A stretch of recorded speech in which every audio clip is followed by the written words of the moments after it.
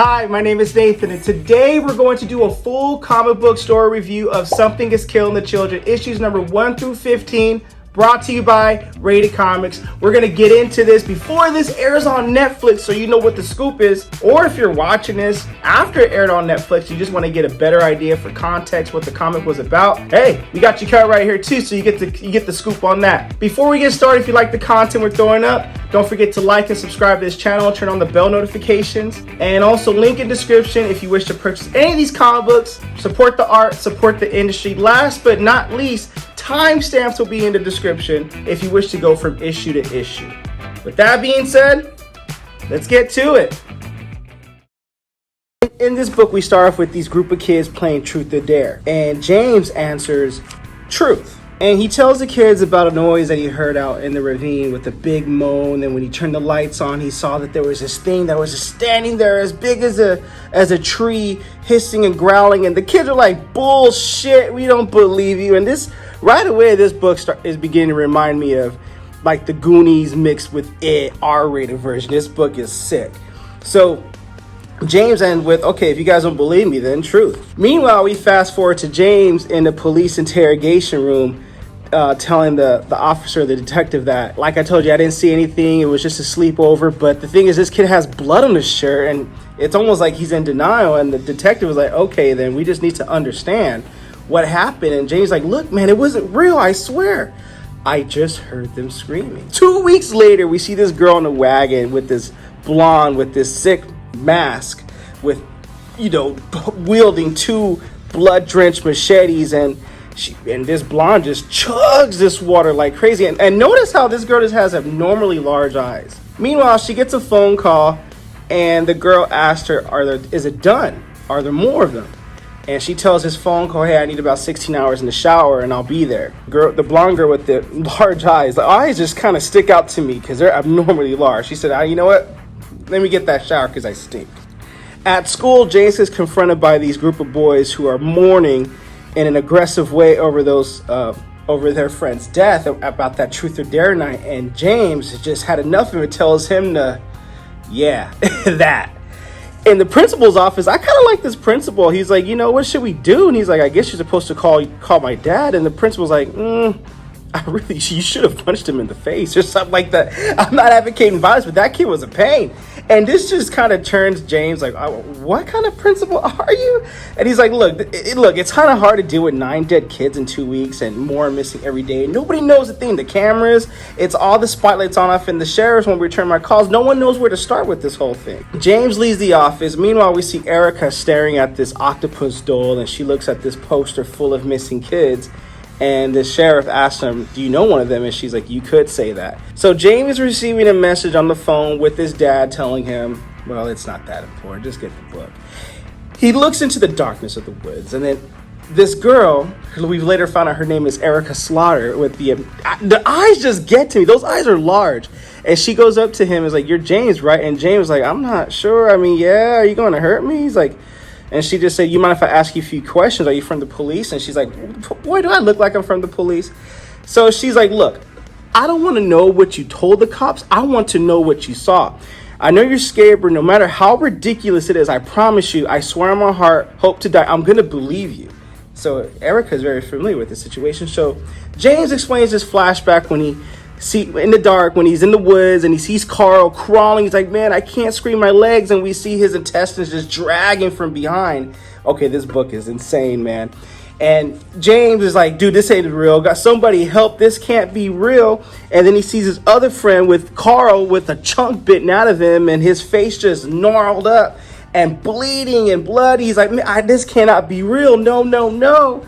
And then we see this monster ripping Carl in half. I don't know if it sounds like the Hulk when he's ripping him in half, but he's ripping him in half. And Erica Slaughter's like, thank you. And she gets another phone call, and she tells the phone call, this is an E7, and this is classified as E7. I got it handled. And James is like, well, what do you mean you got it handled? And Erica tells you got a monster in those woods, and I'm here to say, I'm going to help. I'm going to kill it. And James is like, can I help?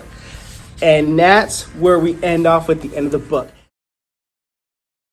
Now, before I get into this review, if you like the content so far, or this is your first time here, consider liking the video and subscribing to Rated Comics YouTube channel. It'll help Rated Comics to make more content like this. We start off with 10 in the morning. This boy named Tommy, his alarm's going off, and he puts his alarm or turns it off or puts it on sleep or whatever, and he says those two words that I think we all can relate to when we wake up in the morning before we're quite ready to. He goes downstairs. His mother is smoking and her ashtray is filled with cigarettes. She asked her son, "Tommy, did you sleep well?" "Mom, I'm running late." "But did you sleep?" "A little." "Enough," she says. "But you look terrible." "Thanks, Mom." Clearly she's grieving of some sort. And it turns out what she's grieving about is the death of her daughter, Tommy's sister, Sophie. So Tommy is going through emotions. She's going through emotions. And no one's in this town is telling them what's going on or what happened to their daughter Sophie. Is she dead? Is she not dead? They're not giving her any answers, and she feels that they're not acting fast enough. So with that being said, Tommy's mom asked Tommy to take the stack of papers, those flyers, and put them on people's cars. "Mom, I can't do that." "What are they going to do? Fire you if you do it again?" Because clearly he's done it before. "No, I mean, Mom, I'm the manager and the owner's really sympathetic. Then put them on the cars. It'll make me feel better. Now go to work, get all this out your head, and don't forget about your sister Sophie." "Oh, I won't." "And also don't forget to put these stacks of papers on the cars too at your work." "Mom, I won't." But grieving and emotions and things are not processing. You figure you're not getting your answers fast enough. I mean, what else are you supposed to do when you lose a loved one? Now, here's what's interesting about this. When he goes to his car to go on his way to work, the Oscar-type monster is there. And he hears it, but he can't see it. "Hello, is anybody there?" Clearly, you can tell that the monster does not show in the reflection of his car mirror, which is an awesome way. I love how this book shows you rather than tells you. Erica and James go to Applebee's. Not Applebee's, Applebee's. Copyright issues. So James so we're going to start monster hunting by going to Applebee's? Yes, we got to figure out where to start. We're going to start here. So Erica goes to Tommy, "You the manager?" "Yeah, we just opened. She's asking questions about the place. Do people come here a lot? Does it get pretty busy?" And he's like, "Well, I don't understand the question." So Erica tells him, "Look, I want that booth. I'm going to leave my stuff there. Is that a problem? I need some secrecy, some privacy here to work. And to sweeten your deal, I will give you $50 a day cash to store in my backpack and my other stuff. Make sure no one touches it. And when I come here every day, I'll order food and tip. It's all good. What are your thoughts on that?" "Well, okay, there's another manager here on Thursday. She's a stickler. I'll steer clear of Thursdays then. So any day you're here, I'll pay $50. On Thursdays, I'll get out the way." And so on the surface, Tommy's like, "Okay, this is a cool deal." James like, "Whoa, girl, that's a lot of money." "Hey, you know what, James? That is not the kind of thing you said out loud." "Well, you pulled that out your back." "Yeah, don't talk about it. I like being mysterious, so you are the mysterious type." "Yes, I am." And she busts out this octopus, which we later know in later issues his name is Octo, but at that point we don't know what this octopus is all about. James asks, "You know what? Don't ask so many questions, boy. Why not? What can I ask?" "I don't know. You can't ask a lot." "Nothing." So Erica busts out the paper that she printed out at Kinko's with all the dead people, and Erica asks him about Carl. According to James, he's the one that he keeps seeing in his dreams. It was like they're friends, but more than friends, but now he's dead. So Erica's like, "Whoa, James, you really liked him, more than friends, huh?" He didn't know that. He didn't think so, but that's okay. So they're going through the big table and mapping out what's going on here. So this other girl comes up, says, "Welcome to Applebee's. Can I take your order?" "Yes, I'll have a lager," says Erica, "and a coffee." Kid says he wants a lager. "No, he'll take a soda." "I want a coffee too. Then I want to be part of the big boy. I'm a big boy." Well, he didn't say it like that, but that's pretty much the tone we're going for here. "Let's do this." And James looks at Erica like, "Have you done this kind of thing before? You're acting like you've done this kind of thing before." And I love this flashback panel monologue of Erica showing that she's been slaying these monsters like it ain't nothing but cake, and taking cake from a third grader or candy or whatever you want to call it. I'm just in the mood for cake. And clearly she's like, "Yeah, I've done this kind of thing before. So show me where your house is on this map." They get to work. This girl tells Tommy, "That's kind of weird. You know who that lady is?" "I don't know who she is." And this girl tells Tommy, this girl is with that guy James. He's one of the boys who survived the attack, but he didn't say nothing to the police. And is that his sister? No, way too old. Never seen him before. That's freaking weird. Well, he was a suspect, and you know he's supposed to be in school, right? And if he's around that, you got to do something. So Tommy's like, you know, whatever. Okay, I'll do something about it. So pretty much Erica goes over the map. Okay, we got 3 houses over here in the ravine behind your family's property, 2 more that were found in the woods, cabins, campgrounds, more on the boathouse, 9 dead. So we're starting the patterns here. Where does Sophie Mahoney live? And that's Tommy's sister. Sophie Mahoney lived right there on this map. Are you guys related? I'm her brother. And they're like, okay, all right, you know, back up. It's all good. And Tommy's like, what are you two doing here? Before James can even speak, Erica's like, dude, shut up, James. Like, I got this. Do you know something? Do you know what happened to her? Where she might be? Look, James, like, you're going through a lot of emotions right now. She's one of the missing bodies. I don't know where your sister is, Tommy. Well, how the F do you know my name? Boy, your name tag. Relax. So Erica knows that tension's about to get thick. She has to leave. She tells James to leave. Grab my stuff and go. Let's go, James. Just leave. He fumbles her backpack and her machete knife came out. And Tommy's like, you did something to her, did you? Tommy's about to touch Erica Slaughter's shoulders. And in defense, she just reflexes on him, puts him in a submissive position like, hey, I ain't trying to hurt you. You don't know any freaking thing, do you, Erica? Look, I'm going to go. I'm letting you go. I'm not going to hurt you, James. I'm just going to walk out that door. You're not going to see me again. Keep the money. I don't want no freaking trouble. When they leave, James gets called out for being some kind of Satan cult, and Tommy calls the sheriff to report something suspicious. Erica and James leave and they're walking to their next step. Erica gets a phone call and you can tell she dreads that phone call. She answers the call. Yeah, I know the drill. It doesn't happen every time. I'm hanging up now. Who do you keep talking to? I don't know, James, an asshole. So obviously, in further issues like in House of Slaughter, which you can check out those reviews on this channel too, we get to know what's behind the secret society of the Monster Killing Society. But in this issue, we just don't know that. At least at that point when this issue was written. But I love the mystery we're gonna show you, but not tell you in this issue. So back in Erica Slaughter's motel, she goes in and the hotel front desk is like, hey, you had a call. Yeah, I know. Too bad they missed me. Hey, dude, I don't want any trouble, all right? Well, me neither, says Erica. So when she gets in her hotel room and lays out her backpack and takes out her octopus, it's shocking that the octopus can talk, you know? And Erica tells the octopus, you saw the map. It's class E7, so they class these monsters now. There are still kids missing, so it's stashing its food somewhere. They are probably caves off the lake. I need to know what kind of thing it's going to be before I go looking for it. And it's probably going to be a few days before I can do that. So I need you thinking on it. In the meanwhile, do you understand? Octo says yes. Sheriff comes in. He approaches the front desk manager. I want her out of here. There's been noises. She creeps me the freak out. All right. Go back to your office then, Ben. So when Sheriff Mahoney approaches Erica Slaughter's hotel room, we see this shadow and this light emitting from underneath the doorstep. What in the Sam Hill? So he rubs his eyes, looks at it again, that shadow disappears.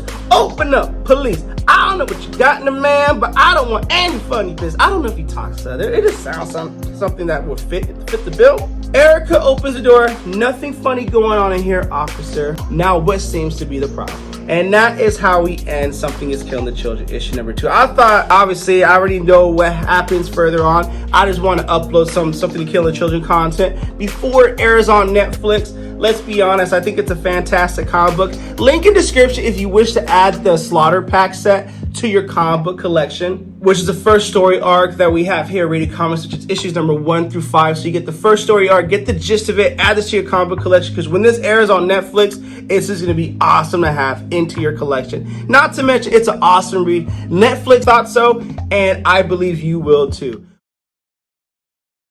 We begin this issue with the little girl in the closet in the dark saying to herself 3 times, I don't believe in monsters, because there is a monster in her house doing some killing and she is terrified to death. I don't believe, and this monster is sniffing and creaking around and she runs out the way, and look at, there's a Ouija board on the ground. What are these kids doing these days? And this monster is going to work, killing what we can imagine being her parents or siblings, arms under the bed, desperate to get away. She runs. The monster sniffs, screams, and she's like, no! And she runs so fast down the stairs that she breaks her wrist, dislocates her wrist, and the monster is crawling and inching closer to her, knowing that that's about to be my next meal. Help! Please! Somebody help! Monster screams, oh no, please! Please! As she screams off panel as she meets her inevitable demise.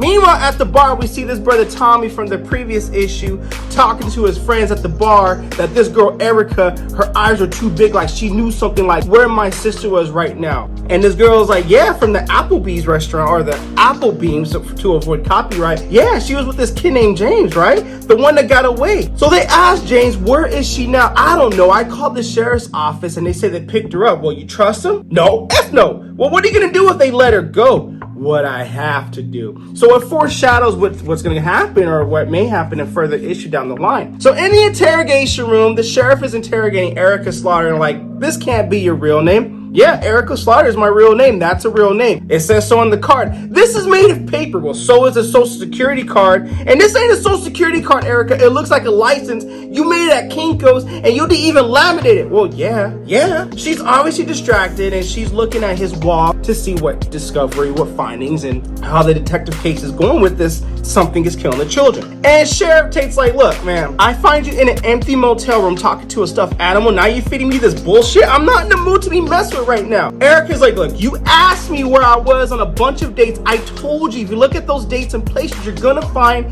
a lot of stories about little towns like this with kids going missing. But that's gonna freak you out and you're gonna wanna lock me up and throw away the key. But it doesn't change the fact that you saw me getting off the bus, and she's referencing in issue number 1. You know I wasn't there when these things were bad, but you still wanna lock me up because it'll make you feel like you're doing something. That sum it up?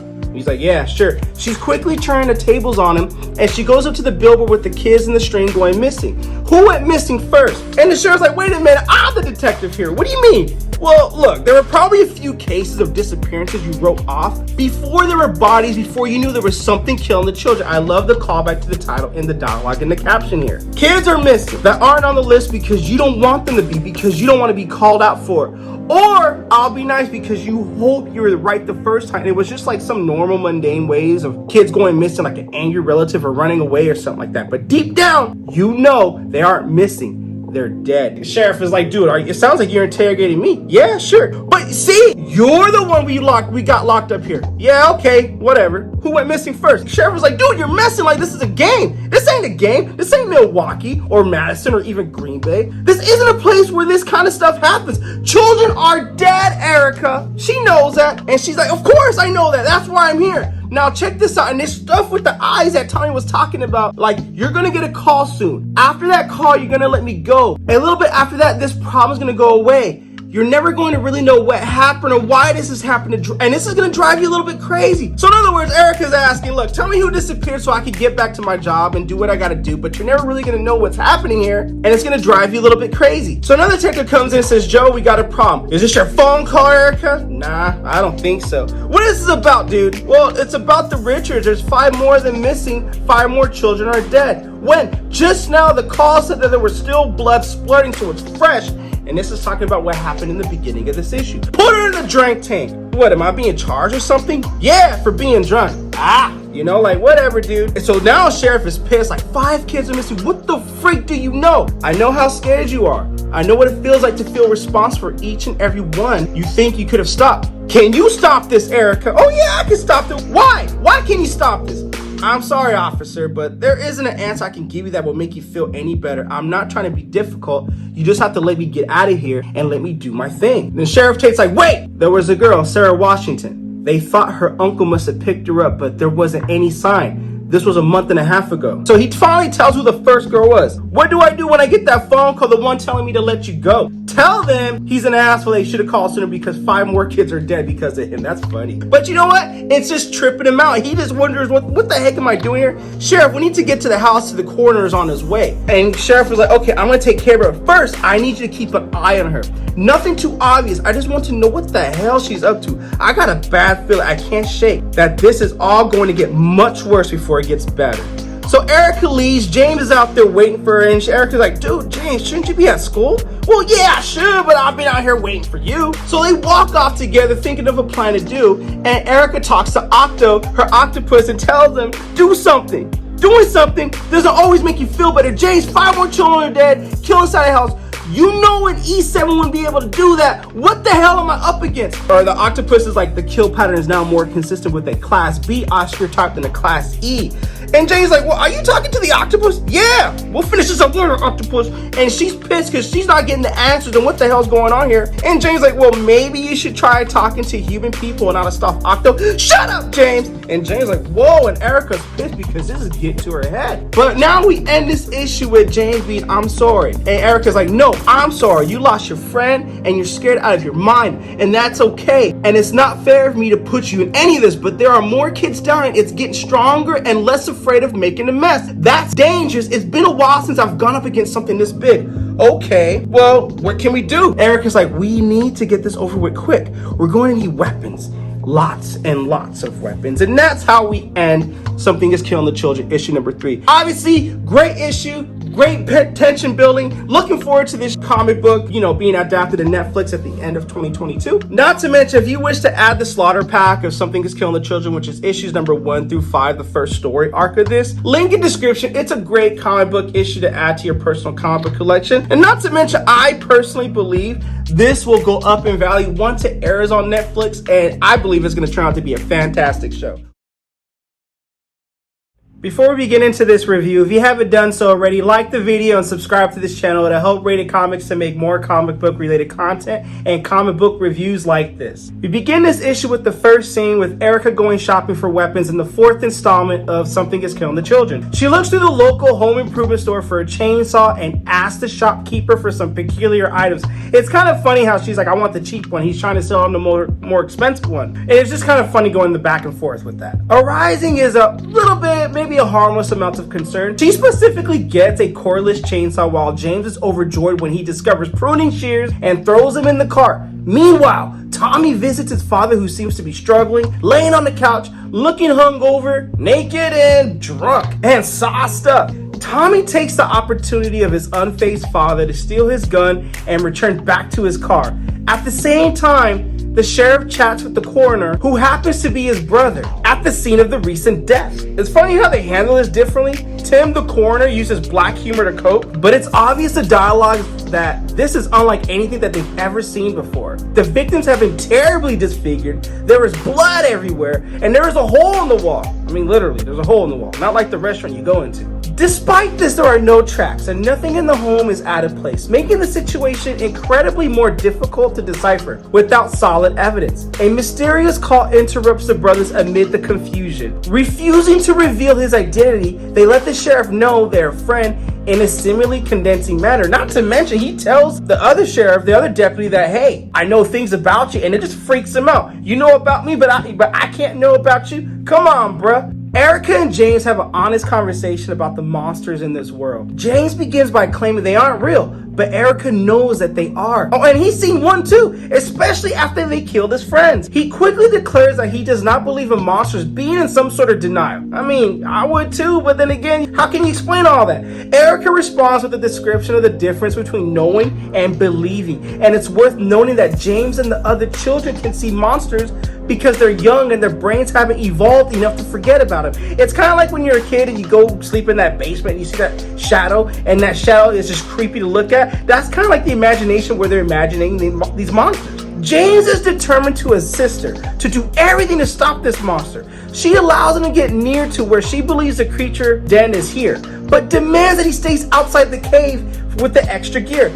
Erica makes James promise to comply to her rules to stay safe. Despite his stubborn pleas, at the same time, a few miles away, Erica's being watched by one of the sheriff's deputies. The sheriff phones in, and strangely, he's instructed to not follow her wherever she goes. He just lets her do whatever she wants. He is unaware that the sheriff has just received a phone call from someone who knows something about Erica. The police officer prepares to pursue Erica regardless of the phone call. However, Tommy appears behind him, knocks him down as Erica enters the cave. She comes across a revelation we don't know yet ourselves. Upon entering the cave, she comes across a pile of dismembered bodies, with Tommy right behind her. He accuses her of the murders, not knowing that the real monster is right above him. Oh man, that's cold. You accusing Erica of murdering your sister, and this monster's right behind you, bro. Ooh, can't wait for the next issue. We begin this issue with the scene that James is sitting outside the cave wishing Erica allowed him to assist her. perhaps gaining some sort of peace from trying to avenge his friends, or maybe he just wanted to prove something. However, Erica was more responsible than that, and she wasn't going to bring a youngster along on a monster hunt. James feels uncomfortable out in the freezing cold until his eye catches a disfigured body of a dead animal behind the bushes. Maybe a deer, and he has a flashback of his friend's deaths from issue number 1. To make matters even worse, the stuffed octopus begins speaking to him, ridiculing him, blaming him by saying it was your fault, and pushing him to follow Erica. In this moment, it's obvious that he's making a big mistake, but he has made up his mind. Meanwhile, Tommy confronts Erica in the cave and demands for her to drop her weapon, not knowing the bigger problems that they're about to face. She has a chainsaw, and he has a rifle. She also knows a creature is following him, but he is too old to notice because he can't see. The children can see. As Tommy gets closer with caution, she sprints past him with the chainsaw, drawing blood in an attack that he doesn't understand. Blood is appearing out of thin air in his eyes. He once again accuses her of killing his sister, and through gritted teeth fires at her, striking the monster instead. Quickly realizing how much more dangerous the situation has become, Erica tries to fight him off, but the gun fires again, this time striking James. She immediately reacts to the unfortunate occurrence and assures James of keeping him alive if he stays quiet. Tommy is undeniably panicking as Erica tries to silence him, fearing for their lives at the moment. Then, still alive, a little girl who seems of Asian descent approaches him. Erica is unaware of her existence after finding out her name is Beyond. Tommy notices his younger sister Sophie's body in the pile of disfigured body, which is terribly distressing, and one can only imagine what he must be going through. Erica requires his assistance and ejects him in the head with something that allows him to see the monsters. With a brief glimpse of a boardroom full of individuals wearing face masks with teeth on them, bright green eyes, and cuddly animals that are not really so cuddly once you get to know them, it seems as if Erica belongs to this organization of people that look similar to her. After the injection, Tommy is left struck with disbelief after the horrifying revelation in front of him, which is the monster. Erica convinces Tommy to help James and Beyond escape the cave and to safety. The police, Tommy knocked, has just became conscious, and the first thing he sees is Tommy and the kids. He drives him back to town as Erica, who is ready to kill, answers the phone with what seems like a spine-chilling discovery. The monster from this cave is not only the beginning, as she is the mother of many other monsters that have been set loose throughout the city, endangering many more people, many more children, and the citizens of this town. Like I said, this is the first story arc of Something's Killing the Children with the Slaughter Pack. Link in the description if you wish to add that Slaughter Pack to your comic book collection, because when this show comes out on Netflix, I personally believe this is going to be an awesome show, and this will be an awesome comic book to add to your comic book collection. With this issue being a Netflix series coming out at the end of the year, I'm going to try to do all the issues of Something is Killing the Children. Even though I have issues number 1 through 5 in the first story arc, issues number 6 through 10, which is another story arc, issues number 11 through 15 is another story arc, and we did do Erica Slaughter origin story, issues 16 through 20 as a full compilation video as well. I'll put the link in description if you wish to check that out. But with that being said, let's get to this issue. In this issue, we begin with the flashback of James and the kids, where we go back to issue number 1, where they all go out into the woods as a way to fulfill their dare by James. Even though in the first issue, James denies the events of this, clearly while he's having a callback to all that happened, how he got the kids into the woods, made him play a dare. You know, it turns out James is gay. He has a crush on one of the boys there as well. But during their time in the woods, they do discover that there is a monster there. James falls and doesn't quite see the monster, but at the end of issue number 1, he does see that one of the monsters rips one of the boys in half.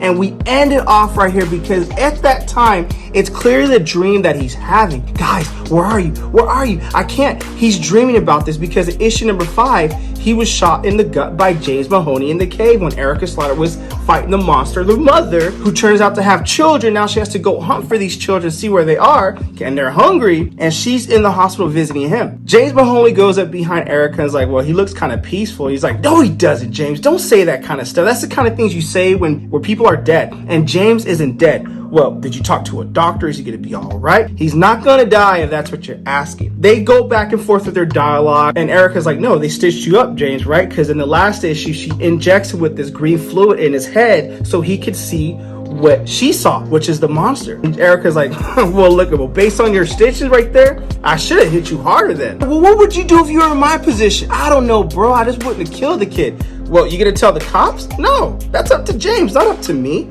So she leaves and he gets guilty about it. So you gonna explain any of this shit to me? No, because you don't earn anything. I don't have to explain anything to you. And then he goes up behind her, grabs her arm, which is the wrong move, saying like, I've seen it with my own 2 eyes. Monsters are real. One of those monsters killed my sister, ate parts of her for weeks. I know you know what this is, and I need to know what you know. So she turns around, breaks his arm conveniently at the hospital. Did you break my arm? Yeah, I did. You better be lucky I didn't break your arm in these streets. He cries about it. I mean, getting your arm broke, it's gotta be, I never broken a bone in my life, so I can imagine how demoralizing it must be to get your own arm broken. So Erica tells her, get in your car, put your arm in the cast, get out, drive out of state for a while because this is not over. Wait, what do you mean this isn't over yet? He doesn't know what she's talking about, but I love that intro right there. So meanwhile, we get these 2 brother cops going into the cave, and one brother cop is like, man, I just want to quit right now. I'm totally out. I want to be out the game. And he's like, I haven't slept in a week because I don't know what to think about all this and the media, the press. I mean, we got to let these kids' parents know that they're gone. And it's just like, this is too much to deal with in this little town. So the coroner's like, baby brother, don't kid yourself. This is like the bread and butter eating itself up. Like, this is our time to shine, right? And he's like, man, I don't want to hear no humor. I don't want to hear that it's all going to be all right. This is weird. What does that girl know? I don't even know where to put all the bodies at for these kids. So they come to the conclusion that they have to go to the school and commandeer the gymnasium because it's the only place big enough they could think of in Archer's Peak to figure all this out. And it's going to mess up the kids at the school, see that their brothers and sisters in chunks where they play dodgeball. So this is kind of just getting plenty messed up, you know what I mean? So the sheriff goes in, the sheriff's like, oh my gosh, what the hell's going on? And he's fresh from getting his head cracked from behind by Tommy Mahoney. And that's the one Erica just broke his arm too. And he's like, who the heck is this blind lady? What did she bring into his town? I don't know what she brought in, but where's the little girl? What they're talking about is Beyond. So Erica goes to the police station to pay a visit to Beyond. She greets her like, hey Erica, hey Beyond. And the lady's like, well, that's nice that you 2 know each other. How do you guys know each other? Well, she was in the cave with me. She fought with the monster. Oh, well, that's nice. So even the lady's not sure how to take of it. So Beyond's drawing on this paper. Then he asks Erica, can I get you a cup of coffee or something? And Erica's like, yeah, that would be totally awesome. Got all these bags under my eyes. It's all this black from not sleeping, dealing with this shit. So yeah, I'll take some caffeine. So Erica has a small conversation with Beyond, like, do you like drawing? She's like, yeah, I like drawing. Beyond asks her, do you like drawing? She's like, yeah, I used to draw. Why'd you stop? Well, and this guilt on Erica's face, like, I guess I got a little busy, so that's why I stopped drawing. So Beyond asked Erica, well, he's ugly. What's his name? And Erica's like, oh, him? Well, his name used to be Octo. Used to be? Yeah, used to be. Now something bad lives inside of him, and I have to keep it around so it doesn't get out. I'm sure back then it draw a lot of mystery, but that question does get answered in the origin story of Erica Slaughter in issues number 16 through 20. So Erica asks you, like, what are you drawing? I'm drawing the babies from the cave. The mama would eat the live kids and let the babies eat the dead kids. I don't think they had big enough mouths and arms yet. Well, you're pretty good at noticing stuff, says Erica. Did you notice how many babies a mama had? 5 babies. And Erica's like, whoa, that's a lot of babies. They had food though. They were eating the other kids so they won't get hungry. Well, I guess that's good. So this girl was telling Erica the 411 about the babies, but this is terrifying. Erica just like, there's 5 babies. They're on the loose. We don't know what to do. Oh gosh, I got a whole lot of stuff to figure it out. Not to mention, where's Erica gonna start in all this? So as Erica and Beyond continue to draw, Beyond asked Erica, well, what did you draw?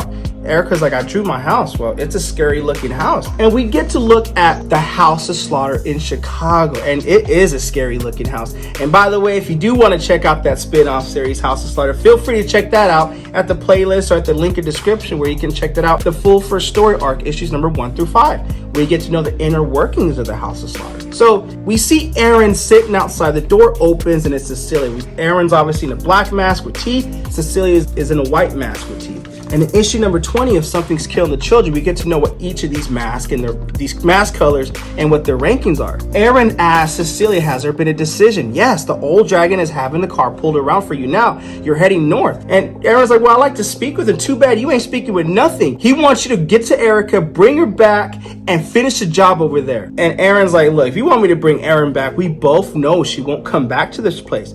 We both know she won't. And Cecilia's like, well, our official position to the rest of the order is that you are the responsible for Erica's failure and overreach in the North Woods. Any further breaking of the order protocol will rest on you, Aaron. And what about young man Ty Mahoney? Well, he's got to go too. He knows too much, so he dies. And the House of Slaughter has learned its lesson about picking up strays. And we see a picture of Erica And that's where we end this issue of Something Killing the Children, issue number 6. As I said, I'm a fan of this issue. I absolutely love this issue, and I'm definitely going to do more reviews on this comic book to continue on to finish it off, because at the end of the month, Something Killing the Children issue number 21 is going to come out, where we get to know further stories and further reveal what happened with Erica Slaughter after she dealt with Arthur's Peak. Gangster issue. Link in description if you wish to add this comic book to your comic book collection. We begin this issue with Tommy Mahoney's mother and the other parents in front of the school watching all these bags of children, dead children, getting carried away as they have to identify them. Very tough scene for the parents to watch. Tommy Mahoney sees his mom and he's like, Jesus, you're not depressed? Oh, she's like emotionless and just commenting back like, you broke your arm? And he's like, yeah, somebody broke it. You deserve it? Oh yeah, probably. Sounds like you should watch your tone. Well, he's like, yes ma'am, I will. All the parents remain like in a collective order, but they're just depressed because one of the parents, the Parkers, already tried to barge in there, but the coroner said they wanted to do this orderly. So apparently they still need to determine whose body parts belong to who. This is just savage, man. And Tommy tells his mom, you should go home, I can handle this. She's like, no, I'm not going anywhere until I say goodbye to my little girl. She needs closure. In the gymnasium, the coroner and the principal, they're just looking amongst all the dead bodies of kids, and the principal's like, man, this is horrible. He's like, I know. In a form of dark humor, the coroner's like, do you mind? I know it's callous, but I need a brew. And the principal was like, well, okay. Do you have an extra one? Because I just feel like I need something to help me carry over before I talk to the parents about what I saw. No kidding, man. I feel you on that. So after much discussion and going some back and forth dialogue, the principal's like, well, just tell me what did this. Was it a bear? Did they find the animal who did this? Do you have any idea or answer, something I could give the parents? Nope, says the coroner. Nothing as far as I can tell you. Do they have any idea who did this? And the coroner's like, well, I'm not the one to ask. And the principal's like, who is? Well, we both know who is the one to ask. And that person is Erica Slaughter, who is atop of a tree doing a hunt. And I love how the blackness around her eyes is just intense, kind of indicating that she's been there for a while, just waiting to hunt.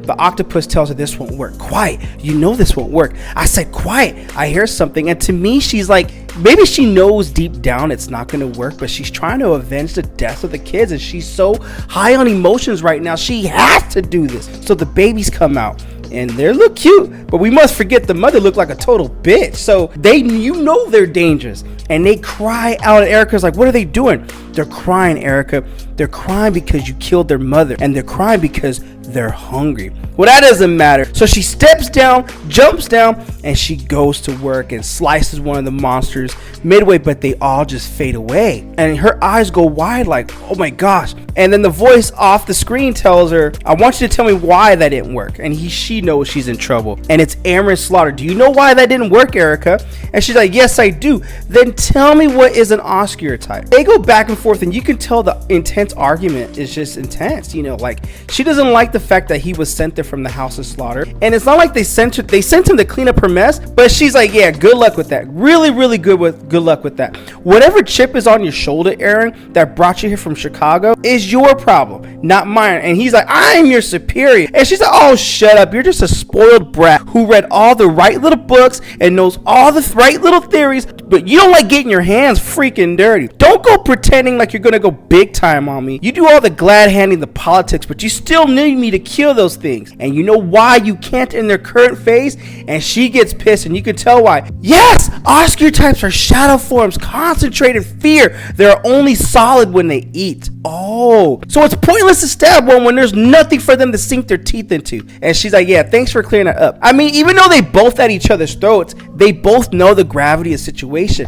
And Erica's like, well, I had to do something because there are dead children, Aaron, and I didn't want to wait until the next one died before I could do something about it. In that moment, they just pause and have a moment, and this goes like, if it's a personal moment for Erica, because she was one of those children. Issue number 16 in her origin story, it explains all that, why this is so personal, and it's a tie-in to that. And I love how this book gives you little bits of nuggets. It's a slow burn, but if you go too fast to go information overload on this, it just takes away the essence of it, And Erica tells Aaron, you don't know how personal this is to me. I know more than you think I know, Erica, but I'll grant you that I know less than you think I know. So Erica's like, thanks for granting me. He's like, you're welcome. I was being sarcastic, Aaron. He's like, I know, I'm just trying to lighten the mood. Should we get to it? I need to know the hunting radius to determine a good site to draw the monsters in, but we need bait. Where's the girl? Beon, I think that was her name. And Erica's like, oh no, you are not using Beon. Well, if you don't want to use Beon, they'll kill again, and you need to bait a trap and kill them before they can act. So unless they touch the boy in the hospital, James, would you rather use him? And Erica's like, does that mean the children will see order rituals? And I imagine order rituals is when you know about the monsters, they got to end you. That's the only pieces that I'm putting together. And Aaron's like, from what I saw, from what I hear, they already saw an order ritual, which raises a question of young Mr. Mahoney, but can we get to him in time? And Erica's eyes go wide, and Aaron's like, dude, don't give me that look like we're the villain. Like you weren't dragging the boy around the woods so you could mask your scent so you get close to the mother. We're not heroes, we're hunters. Don't forget that. Now take me to the freaking girl so we can end this and I never have to set foot in this filthy corner of Wisconsin again. Damn, bro. Like, why you gotta be so savage like that? So they leave, and as they leave and go deep into the woods, one of the policemen calls Gail. Gail, it's Tom. That little girl drawing by your desk, is she still there? Yes, she's right here having a grand time. Great, I need you to pack her bag. I'm going to be by soon to pick her up. I don't want you to let anybody else take her, you hear me? Oh, I'm not sure the sheriff's going to let that happen. He's been grumbling all afternoon. Well, if I need to talk to the sheriff, then that's what I'll have to do. And that's where we end this issue of Something is Killing the Children, issue number 7. Now, I love how this issue is a tale of awful bunch of events with people that aren't heroic. Erica wants to do good. She wants to atone for her mistake, and this mission has become personal to her. And even though she's very capable as a monster hunter, when things become personal, things just go on the side, man. And this is an awesome issue, and even though it's a slow burn, this book brings you in slowly with the foreplay, with the backstories. It's an awesome read. And link in description if you want to add the Slaughter Pack issues number 6 through 10 to your comic book collection. We begin this issue with James waking up in the hospital. He's hurt from being shot in issue number 5 by Tommy Mahoney in the gut. When he wakes up, he twists himself and he aggravates his gun injury. And the sheriff is in the hospital with him as well, telling him that I guess you haven't been shot before. And James like, you know, not too often. And then the sheriff tells him, I got shot once out hunting with some friends, took a bullet right in the thigh. It still hurts if I twist my ankle just the right way. Well, I guess I'll try not to twist then. And yo, sheriff, I mean, I know you're the officer of the law, but what kind of friends do you have? So James is like, so you are the sheriff. Are you here to arrest me? And he's like, no, I'm just trying to make sense of all this, you know? I don't know what the heck to believe or what's out there killing these kids. And James is like, well, you kind of do look stressed and you sound stressed too. And he laughs it off. And he's like, okay, well, let me make sense of all this because no one's telling me a damn thing that makes sense. So James, and he puts on his cowboy hat in a dramatic fashion. I need you to tell me about the aliens. And James like, what, you think it's aliens doing this? I don't know. I mean, yeah, I guess. Well, it's not aliens, but you wanted it to be aliens just to make you feel better? I mean, I don't know. I guess I'm just trying to make sense of all this. And James is like, look, man, it's monsters. It's not aliens. You mean like Dracula? No, not like Dracula, but like the shadowy things that eat kids. I don't know what they're called. Well, do you know who they are? Erica, the people she works for. And James like, I don't know. I just don't think she trusts them very much. Do you trust her? I mean, kind of. I mean, I got shot. Then she stabbed the guy who shot me in the head so he could see the monsters, but then he got us out. So maybe there's like something like that. I kind of do trust her. So Sheriff's like, wait, you mean Tommy Mahoney? Yeah, I think so. So he can see the monsters too. Yeah, kind of. So he's like, okay, well, now I know what to do and what I need to do next. So back at the police station, we see Gail and Beon, and Beon is drawn. And Beon asks Gail, have you ever seen a dead person before? And she's like, well, there was this one time that my father passed away. It wasn't scary. It was peaceful. So he's up in heaven and he's looking down on me. So that she's having a bonding conversation with Beon. And Beon's like, well, that sounds nice. Did anything try to eat him? No. Well, did anything try to eat his body? No. I mean, it's just a kid having an innocent conversation, but that is definitely not innocent. But how can you blame her when given the kind of trauma she endured in the cave in issue number 5? So Eric and Aaron go into the police station. Hey, Beon, we're going out for a little drive. And Beon's like, okay, let's go.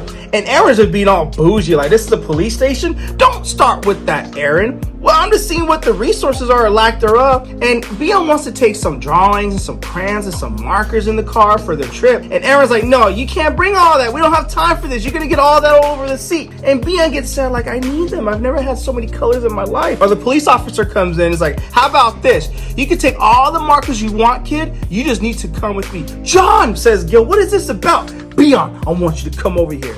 Erica's like, I don't think you know what you're doing. I know exactly what I'm doing. And Gail's like, I'm confused. I'm gonna have to call the Sheriff Joe about this to let him know. Clobber, whack, says Aaron Slaughter. He just whacks an old lady in the head with the cane. And Aaron's like, no loose ends. Jesus, Aaron. And Beon's like, why did you have to hurt her? I hurt her because everyone in this little town is very stupid, and apparently they want their children to be eaten alive. I'm like, damn, Aaron, you're kind of coming off as a douche over here. Shut up, Aaron, says Erica. Why are you here? You're scared us. John is like, look, I was in the hoods and I heard everything. I know about your guys' plans, and I know about your plans to use them as bait. And Beon's like, damn, I don't like that. And Erica's like, man, this is kind of messed up. John tells Beon in a rapport building moment to get her on his side completely. Was like, Beon, remember you were cold and I turned the heat on the car and I got you away from the forest and I got you to safety. These people want to see the bad things again. They want to put you in danger so they can do that, so they can kill them. And Beon's like, really? You're gonna hurt the babies? And Erica's like, look, you don't understand the gravity of the situation. John's like, really? Told that to the high schooler with the gunshot wound in the county hospital. And Beon's like, you're gonna hurt the babies? They're just babies. They don't know they're bad yet. Like, kid's innocence, man. You gotta love that. Aaron is getting frustrated. He doesn't have time for this. Erica clobbers him again before he can make another stupid move that could probably get him shot or get them shot. And John's like, look, man, I won't let you take her. And Erica's redemption moment, because I truly believe Erica did not want to use Beon as bait. She was trying to think of another way, but just going along with the plan. And he's like, and she says, I know, that's okay. Keep her safe, keep her away from the woods, okay? And nowhere near the school or somewhere stupid like your house. So John's like, okay, let's go. And Erica's like, you're being an idiot, kid, but you're being an idiot for the right reasons. If you want to keep her safe, get the hell out of here. So they leave. And Aaron Slaughter is knocked out unconscious. So next panel is the coroner telling the parents to calm down. I'm gonna have Principal Collins here. He's gonna cross-check your name with the missing kids, and we're gonna bring you guys in one by one to identify them. I'm not gonna lie, it's a rough day for everyone. This is gonna be really rough on y'all. And I know he's scared of a lot of you guys chewing him up alive, but he's a good soul, and without him, we'd be doing this in the Piggly Wiggly parking lot. So good thing we're using the school gymnasium for this. So the coroner tells the principal, you're all warmed up. So he calls out for the parents, and Tommy Mahomey's like, ugh, this is gonna take forever. Then Lee, says his mom, you don't have to come with me. You're a grown man. Go find something better to do than to get in everyone's way. Whoa, yes, ma'am. Don't need another arm broken from the previous issue, right? So he calls his friend and he's like, hey man, I need to get out of this town. You know, this is getting weird. So he sees a shadowy figure go in the woods, and this is when you just say, get the hell away from that. Don't even go near it. So he tells his friend, I'm gonna call you back because I'm gonna check this out. Why are you gonna check this out? Aaron wakes up from being unconscious like, dude, you made this more irritable. Erica's like, what, you're waking up now? Do you even know how to fight a human? And Aaron Slaughter's like, man, this is gonna hurt for a week. I need you to find the girl. I'll pick the boy up from the hospital. Erica's like, absolutely not. I think you're proving how good you are with kids. And so Erica gives Aaron some orders. You deal with making sure the sheriff doesn't arrest you for assaulting a sweet old lady and finding us a place to do the ritual. I'll get your bait. And Aaron's like, okay, well, you better act quick, Erica. All it's gonna take is for one of them to make a kill, and they're gonna be a lot deadlier than just cute little Oscar type babies. They're gonna be savages. And we get a taste of that. At the end of this issue, Ty Mahoney goes into the woods and he's like, yo, is anybody there? Is anyone there here? And so he calls his friend, hey man, it's me again. Forget about the Dells. Look, I need to find that creepy girl with the eyes. There's some shit going on around here. Just find her, man. So he finds the Oscar type devouring its next meal. And he's like, crap, dude. Like, really, why you gotta walk into the woods? But then again, when this book gets tense, it gets tense. And we end the issue with the Oscar type babies being bigger and a lot meaner, looking more like their mother, a total bitch from before. They're big, they're hungry, they're meaner, they're screaming, indicating that they previously killed and their appetite has only grown. And that's how we end this issue. I love how this issue is more personal with Erica, and I personally feel that she wants to find other ways to use bait to lure these monsters out so she can fully kill them for them to be solid. But Aaron's a douche. I love the tension building. When this book gets tense, it gets tense in the slow build. I'm totally digging, and this book reads quickly. Link in description if you wish to add this comic book to your comic book collection. We begin this issue with these two brothers, Brendan and Corey, looking for their brother Jason. He ran off while his parents were outside the gymnasium and their mom is going to kill him. So these two brothers have to find their brother Jason before their mom finds out that they lost him. But this brother's like, she's probably going to kill us anyway, but it's better that we do find him. Well, I'm not the one that started running, but you caught up pretty quick, bruh. And so they start throwing blame at each other, and you can tell these brothers' dialogues are pretty much how brothers would dialogue. I didn't want him to get caught watching an episode of this stupid Japanese cartoon while he's jerking off to the family and all that. I had to check his browser history and delete that stuff, Or maybe he didn't delete it, but it just sounds better that way. So they go in deeper into the woods, and in Archer's Peak, when you go into the woods, it's never good. So they find blood, and they wonder, is that him? And one of the other brothers is like, no, man, there's something else out there in the bushes. And it's Tommy, my homie, running away in panic. And these guys don't even, realize the situation. So they're like, hey, man, we're looking for a brother. He's a little short. He's wearing green. Just shut up and run, says Tommy. Brendan's like, well, do you see that? I don't know, man. I don't see anything. And he gets impaled from behind by one of the monsters.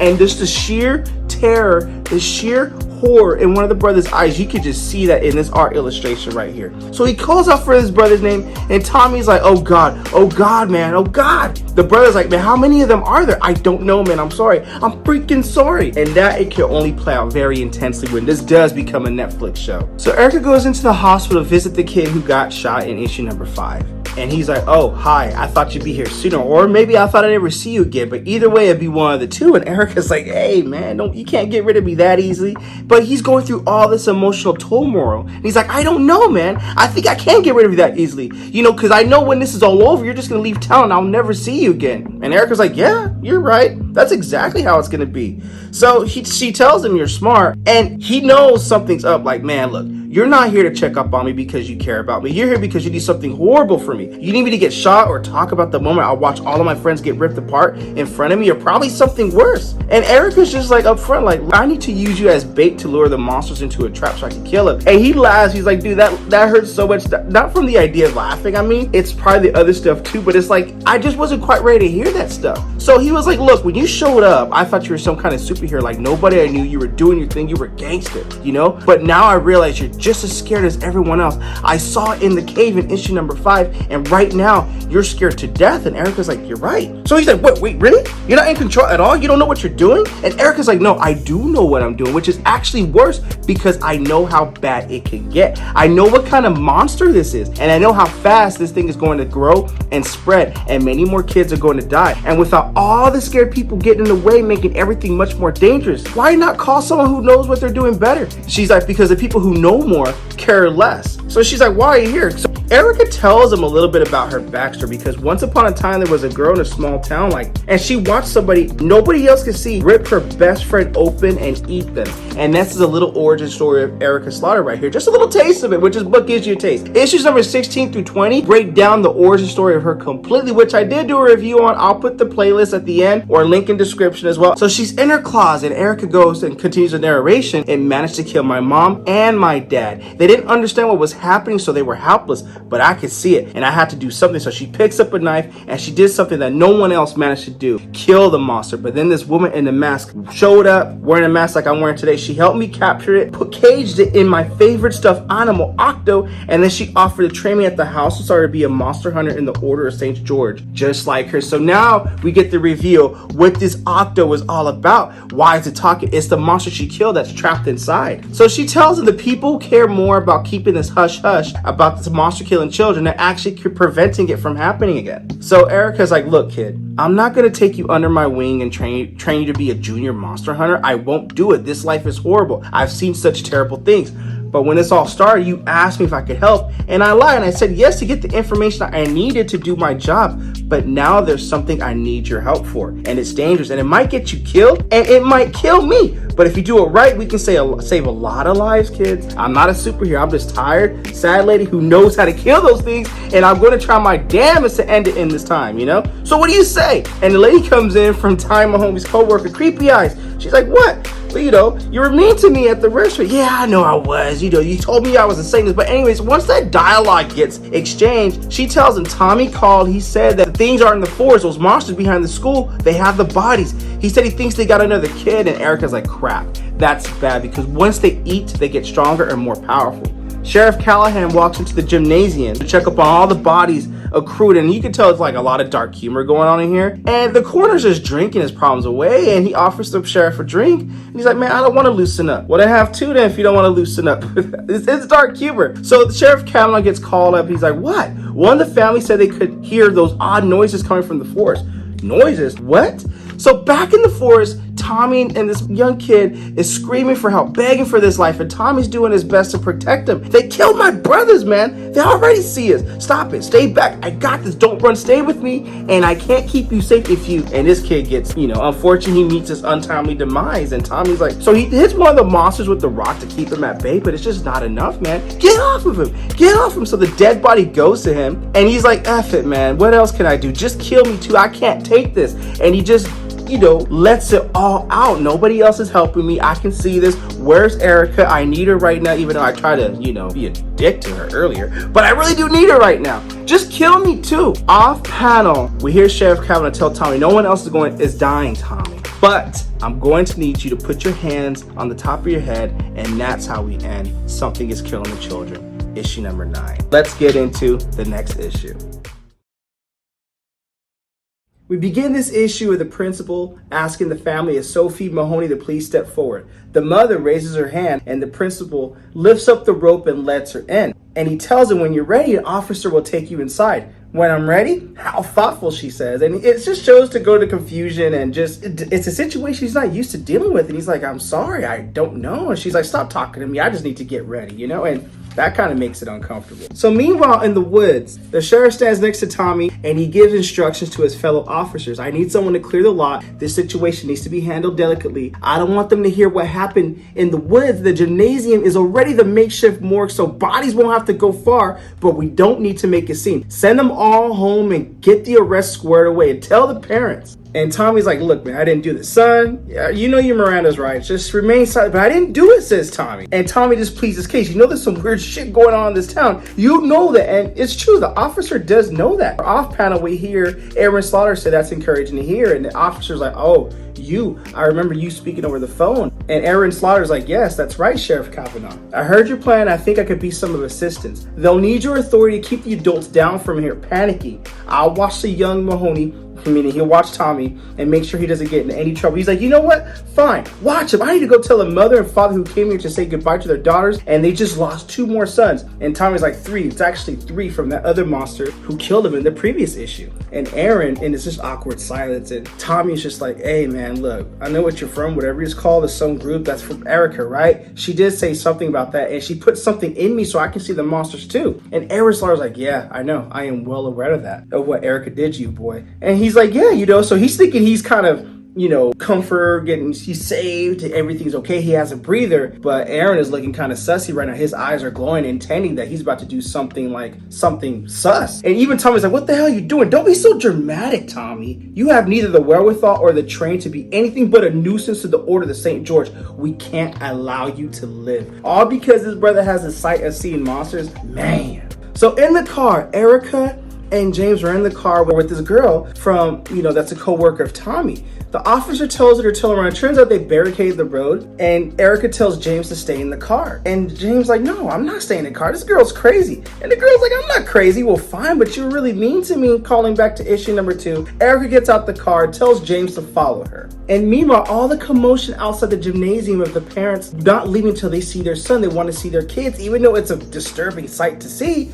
They all want to see their children, and it's this ruckus going on. So Erica asks Sheriff Kavanaugh what's happening here, and Kavanaugh's like, man, I ain't trying to deal with you right now. So her eyes do this hypnotic trance, and she's like, I need you to tell me what the hell is going on here. Sheriff Kavanaugh's like, hey man, I found Tommy Mahoney with 3 bodies out in the woods. There's blood all over him. I have my officers with him and with me, and I'm going to need to take him in. I just had to tell the Parkers that more of the children are dead, and your friend Aaron is watching Tommy until we can get the lot cleared. And Erica's like, oh man, 3 bodies and the children are still here? This is not freaking good. And the sheriff tells Erica, man, look, I don't appreciate the way your friend talked to me. Shut up. Wait just a minute, I am the sheriff of this town. You need to tell your men to prioritize getting the families with the children as far away as possible, because these monsters are getting hungry, they're gonna wanna eat, and when they eat, they get more dangerous, and we gotta contain this situation right now. And obviously this situation started to become more dangerous than everyone realizes. So as things get ensuing and pandemonium is about to erupt with all the concerned parents wanting to see the body parts of their children as a way of getting closure, Erica asked Kavanaugh how long ago did the children die. I don't know, but what's wrong? What killed them is almost definitely still in those woods, and they're still hungry, and they're getting hungrier by the second. Take me to where you left my friend, because this is not going to be good. So he leaves with Erica, and the other sheriff is telling Ty Mahoney's mom, like, man, we're going to need you to come back tomorrow. Like, this is at capacity right now.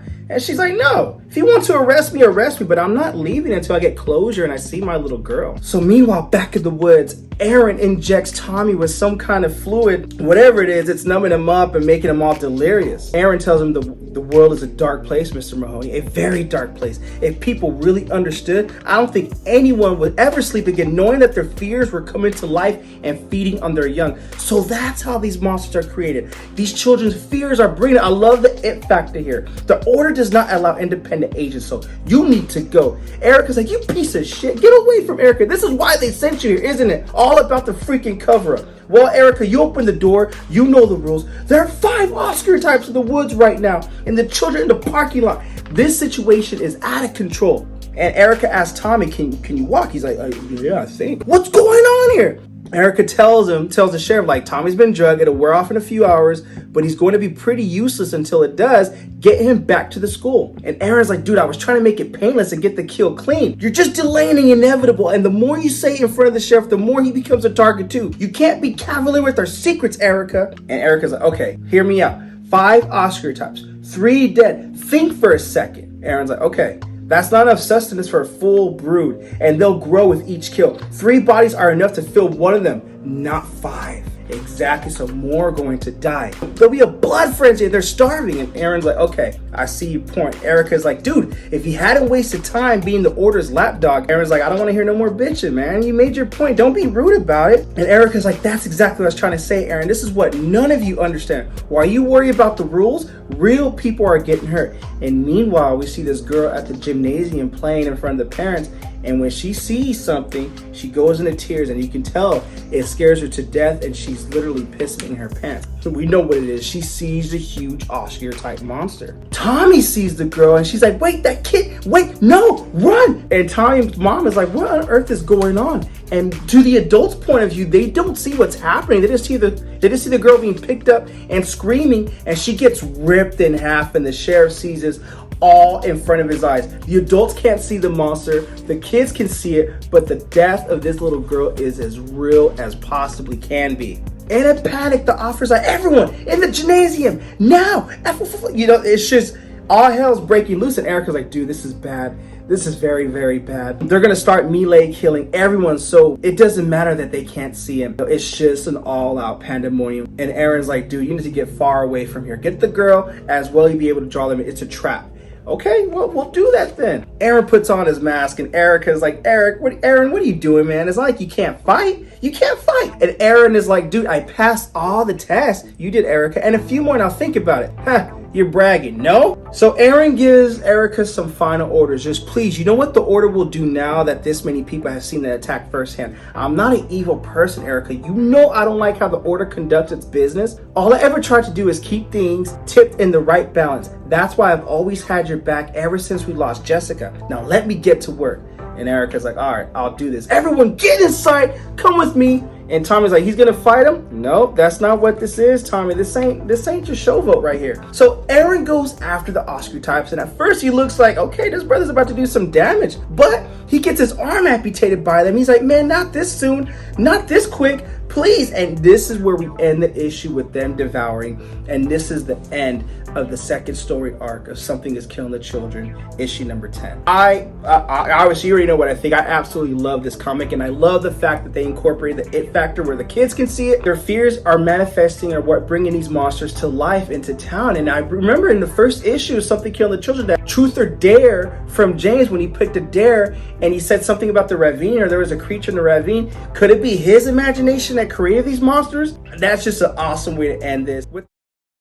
We begin this issue with the night that James' friends were killed in the woods in this flashback. He sees the monster brutally kill his friend, and then it comes over to him, leans over him, sniffs him like a preemptive sniff before it decides to devour him. Then they both hear the voice of James' father. James yells for his father to stay back, but of course he doesn't. He sees the blood, he sees the bodies, but he doesn't see the monster, which is right there. This is where James confesses, and we can see how he feels that this is his entire fault. I imagine at that moment it was easier for James to take the blame than to explain what really happened. Would his dad have believed him anyway? In the present, many townspeople are in the school gym. The monsters are right outside, sensing James, Erica, and all the other people inside waiting for the feast. Archer's Peak is reeling from the discovery of the bodies of several dead children, all while being cooped up inside the gym with little to no comprehension of what they just saw. Aaron Slaughter getting eaten alive in mid-air. Erica makes a decision. This has to end. She is leaving with James, and the sheriff needs to keep people inside until Tommy says it's safe.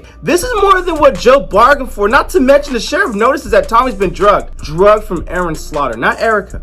But Erica tells him he has no choice. It's the only way to protect the rest of the people. Erica leaves with James, believing that the school has some lockdown supplies, as people may need to spend the night inside the gym. They both go to sneak out the window. Meanwhile, in Chicago, things are on the move and it's about to go down. A woman in the white mask named Cecilia, who sent Aaron to Wisconsin, is now summoned to see the man known as the Old Dragon. He appears to be Asian, and there is a lot of Asian influence in his office. He wears a toothy mask like everyone else, but this is metal or gold. Aaron is dead, and a video of his as well as footage of the young girl's death was posted on social media. I like the nod to our present, the world we live in, where everyone has the capability of capturing video with their cell phone. Hell, I'm recording this YouTube video on my cell phone. I also like the dragon has a totem of a teddy bear where his monster is stored inside, and that monster is on the side of chaos and drama. I don't want you guys to figure it out. I want you guys to burn and get disarrayed and chaos happening.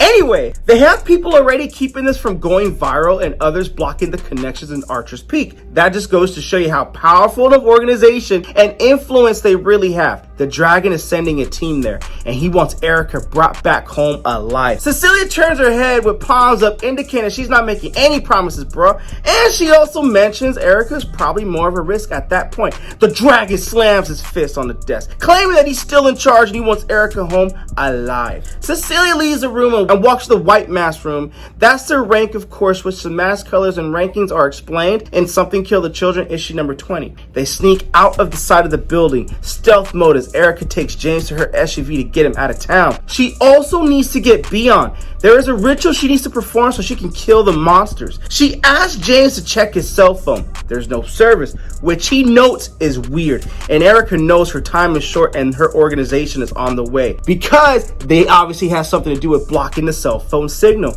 This huge Oscar type monster closes in on James, indicating that he is ready for the next feeding. And that is where we end this issue. We begin this issue with James pounding on the door of a house. Help! I need help! Please help! You have to be here! You have to help, says James. This is where John, the deputy, has taken Beyond. John doesn't want to get Beyond involved, but James talks him into bringing Erica in. It's funny how it started with John telling James, you don't know what Erica's got planned for you, bro, so you're just a little kid. James tells him, she's going to use me as bait, which makes James appear crazy, but we the readers know better. I mean, it is crazy, but it makes sense. Then it's Erica who got bit by a monster, and James has to get her inside, but he needs help because he's just a kid and he can't do it himself. And it's funny to me, but it also shows desperation and nowhere else to turn. She has been bitten and bleeding in the back of the truck. John and James go to bring Erica inside for care. I love how we get a flashback of Erica Slaughter's battle with the monster and how she got bitten on the arm. The look on her face of shock, pain, and desperation to slash away uncontrollably to free her arm is just awesome to look at. One monster down, 4 more to go. John helps Erica to get inside. He asks her what is happening. Erica says she doesn't have much time. The Order of the St. George is coming. The exit of Archer's Peak is closed by the Order in this panel right here, indicating as there is something about to go down. They got to contain the situation. No one in and no one out. John sincerely wants to help. Erica's willing to tell him some of what's going on as long as he realizes that a lot of it will sound like nonsense and he will have to take her at her word. It is a huge leap of faith, but James also knows something about the monsters, all while at the same time John knows that the kids have seen things more horrible than he can imagine.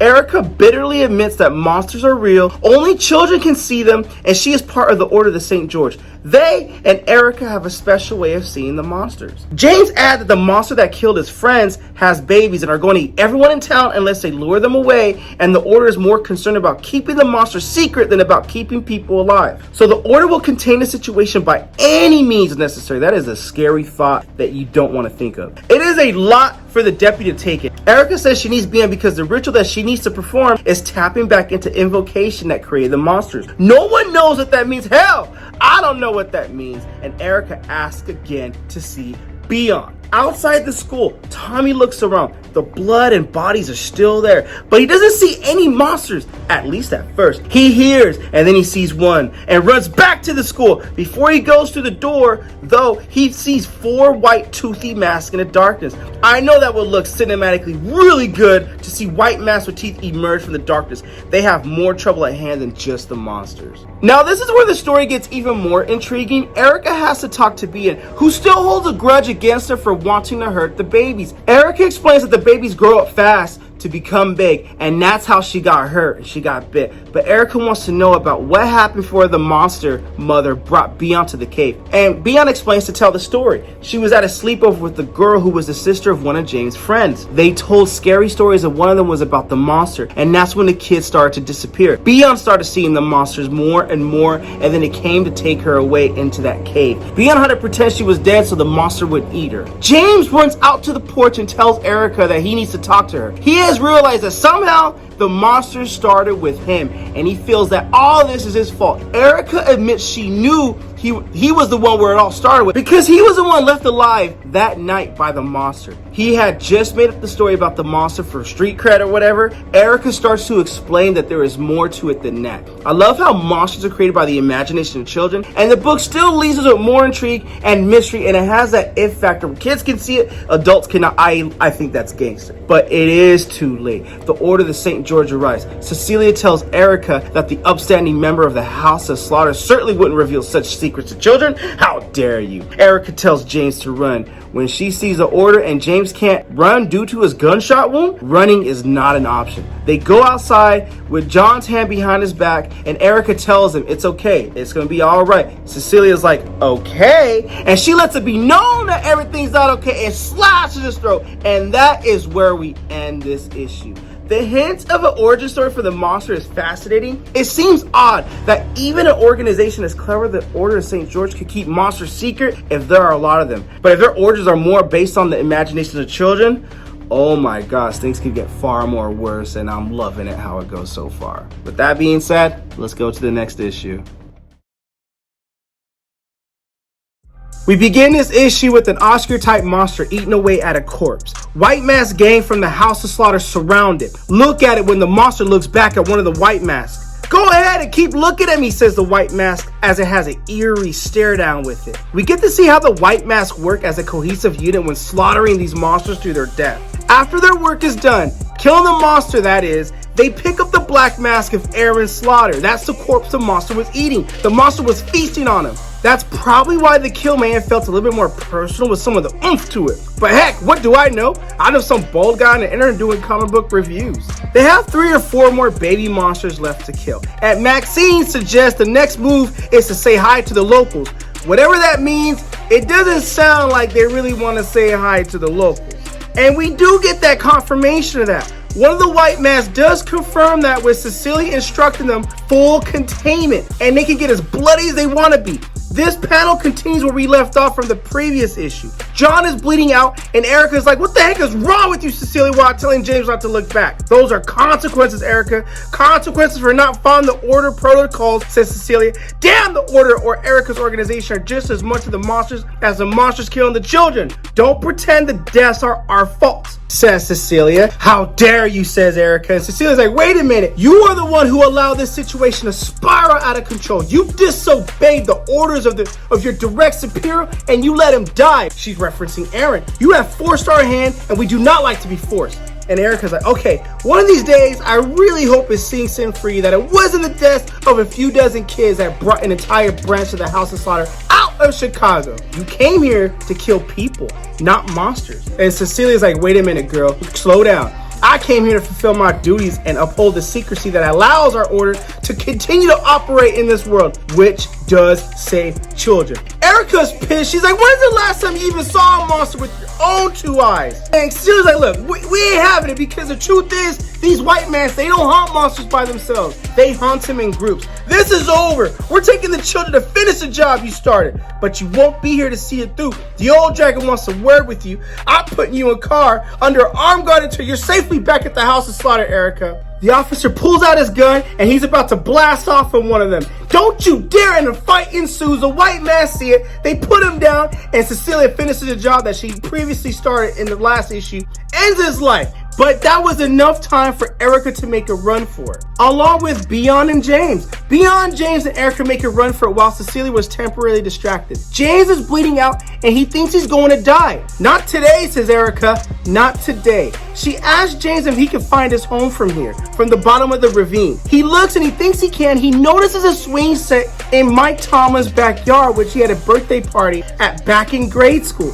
He says his house is a couple streets over. James tells Erica that no one is home and they've been staying at a hotel, so his house is completely empty. Erica likes that idea even better. Erica tells him, we need the room if we're going to do this right. James asks, what are we going to do? Play a little game, says Erica, and that game has to be the ritual Erica was talking about. The other white masks from the order are outside the school gym demanding to be let in so they can finish their containment. Gosh, that just sounds horrible. Maxine gets a text message to find another way in. Inside, Sheriff Kavanaugh asks one of the townspeople their thoughts, and he lets the sheriff know his thoughts. These people look creepy. The sheriff knows that these Erica's people, but Tommy reminds the sheriff that Erica doesn't like her people very much. Tommy would call Erica, but the order did something early where reception on everyone's cell phone is compromised and they can't make any calls. The lights go out. Everyone is understandably in panic. Sheriff tries to calm everyone down, and boom, they ran the car inside the gym and tell everyone to gather together in the center of the gym if you want to get through this alive. Sounds like the Terminator, except a lot more malicious. In this panel, Erica, Beyond, and James get to James' house. And James is like, this is where it all started. We had some done movie here, and this is a callback to issue number 1. I can't even remember. And Tyler said he wanted to play a game of Truth or Dare. And Erica's like, look, I'm sorry, but this must be hard for you. Well, it's okay. I just want it to be over. Erica warns him this is going to be dangerous and more than a little scary, but I need the both of you to answer every question I have, and honestly and directly. We'll lure the monsters in and I'll finish the job from there, okay? Okay, says James and Beyond. God, she's talking to the totem, and I don't want any of your crap. You know how bad it's gotten. We need to get this done. And the totem's like, I know. Good. Now show the children your real face. And the totem does show the children its real face, and that's where we end this issue. I see nothing wrong with Something is Killing the Children, issue number 13. It's short, and in my opinion, it's probably one of the best issues I've read in the series so far. Just my personal opinion. But you guys, let me know your comments. Comment below, let me know. Let's go on to the next issue. We begin this issue with Erica's monster revealing itself as this demonized, monster-looking kid. Beyond's like, it's scary. I mean, what is it? Why does it look like that? And Erica's like, that's a good question. It didn't used to look like that. The people at the House of Slaughter taught me how to tame it. Taming it gave it a new shape. Some of the other kids at the order, they made their monsters look pretty, but I didn't want to forget what it was and what it did to me. It killed my parents and it killed my friend, and that's something that goes further in Something Killing the Children, issue number 16. Beyond's like, is the monster still dangerous? And the monster's like, yes, but the monster tells a white lie because that's what monsters do. Well, actually not what monsters do, but that's the nature of that monster. It tells a white lie to build fear. Erica's like, look, that monster is only dangerous to me, not to you. James is like, Erica, like, he's scared. And Erica's like, look, I need you to sit down, lay next to each other, and close your eyes. The game that we're gonna play is the game of nowhere. We learned to play this early at the House of Slaughter. It's a game of imagination. I'm gonna need the both of you to listen closely to my voice. I'm gonna ask you some questions. Picture some things in your mind, and I'm gonna need you to keep picturing them no matter how scared you get. James is like, okay. So they lay down and they close their eyes side by side. And Erica tells them to imagine that they're in a big, white, empty space, a void. You're laying down in that white and you're in that living room. You're not too warm. You're not too cold. You're comfortable. Feel yourself breathe. Breathe in, breathe out, relax. Erica asks Beyond, I want you to keep breathing. Keep picturing that black and white room, okay? So Erica asked James, at the beginning you told your friend Tyler about the monster, but had you imagined it before? Yes, I remember that moment exactly. So James tells Erica the moment. The family computer was in the living room right next to a window to the backyard. I used to sneak down when everyone was asleep so I could chat with my friends. I'd kept the room dark so it was just me and the light from the computer, which was bright. And I started imagining, what if I turned the light off the screen and there was a big face right there in that window with long nails scraping against the glass and long white teeth. I got so scared thinking about it, I stayed up at night until 2 in the morning, and when I left the room, I shut my eyes and ran. Erica sees this monster building from James' imagination. James is like, and what did you tell Tyler? I slept over his house, says James, and I told him the story, but it wasn't a real story. I told him that I heard something that turned the computer lights off, and that's what I saw. We spent the rest of the night daring each other to turn out the lights and look out in the woods. And Erica's like, I want you to hold that imagination, hold that image in your head. The monster, were you afraid to see that monster? Describe that monster. Carve it in your mind out of the black and white and hold it there. So James is like, okay, so he carved that monster out and we get to see the visual of what that monster was. Don't lose your focus. Keep picturing it. Let that image get sharper in your mind, James, says Erica. Beyond's like, no. She's crying in fear. Erica puts her hand on hers and tells it's okay. Beyond's like, it's the mama. The mama wasn't nice like the babies. It was me. Erica's like, I'm not gonna let it hurt you. Do you believe me? Do you trust me? Beyond's like, yes, I do. Erica continues to talk. When Tyler told you about the monster, could you picture it in your head? Beyond says yes. And Erica continues, I want you to remember how you imagined it, that you pictured. What did you picture? When he described the monster in the ravine, what did you see in your head every time you thought of it and you got scared? And Beyond's like, I saw that. And the monster forms itself in that totem with that child grinning looking monster. It copies itself on that, and it's just a horrifying image, and I know that's going to be one heck of a jump scare when it does air on Netflix streaming. Back in the school, Maxine tells all of them, you heard what we need to do. You guys need to move to the center of the gym. I'm going to have each of you empty your pockets and your purses. We're taking all the phones and cameras and anything like that. We don't want to be recorded when all this happens. Sheriff Kavanaugh goes up to Maxine. You're in charge here? Yeah, I'm in charge. I've done everything your friends in the mask told me to do. I don't want you treating these people like this. And Maxine's like, the other people in masks aren't my friends. We're the ones who got called to pick up their mess. You are the mess, so we're here to pick you up. Now empty your pockets. And Sheriff's like, look man, I'm the sheriff of this town. Can't talk to me like that. I am gonna talk to you like that, and I'm also gonna bury this axe into your neck if you don't do what I tell you to do. Tommy's feeling guilty. He's like, okay mom, I'm so sorry, I couldn't get you out of here. I didn't. The mom is just too sucked up in her emotions because her daughter Sophie, Tommy's sister Sophie, is dead. She finds Sophie Mahoney's bag, she unzips it and just sees the corpse of Sophie Mahoney. And she talks to Sophie. I'm so sorry, sweetie. I wish I could trade places with you right now. I wish you could have lived the life you deserve. And Maxine's like, you deaf or something? That's my sister. Whoa, girl, that's her daughter. She came to say goodbye, man. Just chill. And the girl in the white mask like, man, give me your phones. There, I need her phone too, not just yours, Tommy. Well, she ain't calling nobody. The white mask like, look, you have 2 minutes to say your goodbyes. Then we got to get with the program, all right? So we need all your phones. We don't want to be recorded with none of this stuff. Back at the ritual, the game of nowhere, James is like, fuck, just freaking the F out with this monster right here. Erica tells him it's okay. It's just Octo. You shaped him into a copy of the mother monster. And Jay's like, yeah, well, you can see the terror in his eyes. It killed my friend. It killed him right in front of me. I know. And we're going to stop that from happening to anyone else here tonight, says Erica. So James, I need you to watch Beyond. Don't let her go and don't let her get hurt. Erica's got her machete and the mask and she throws the Octo out the window. The monster screams. James is like, why is it so freaking loud? It has to be. Otherwise, they won't hear their mother calling for them. But don't watch. You don't want to see this. You can see the terror in their eyes as James and Beyond clinch each other closer and tighter together. Tommy's like, Mom, come on, we have to go. Tommy's mom's like, are they going to kill us?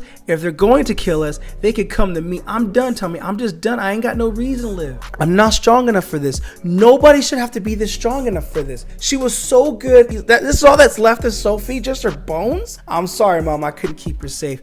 but I'm going to keep you, okay? I'm not going to let you die. I'm not going to let anyone die. Tommy's mom was like, I just don't care anymore. I care. I still freaking care, says Tommy. I'm still your son and I care so freaking much. I'm sorry, Mom. I'm sorry I couldn't protect her. I'm sorry I'm not better, but I have a better idea. An idea that might get you out of here and Sophie into a proper grave. Sheriff Kavanaugh's like, Tommy, we don't got time for this, man. Stand back. We're in some kind of bull jive right now. Tommy's like, these people, they're here to clean up, to make sure nobody spreads the story of that monster in that parking lot, right? So Sheriff was like, well, what do you suggest we do? We give them a better story. Back to Erica, her totem, her octo is telling her they're coming. She's like, I know, I can feel their eyes on me. They're gonna kill you. Shut up and get back into your octopus. I need to get some of this anger off of me. And the Oscar type monsters close in and they're ready to go all out battle with Erica. And we get her acrobatic. You can see by the blurred movements that she is angry. She means business. The monsters are going down. It's time to go ham.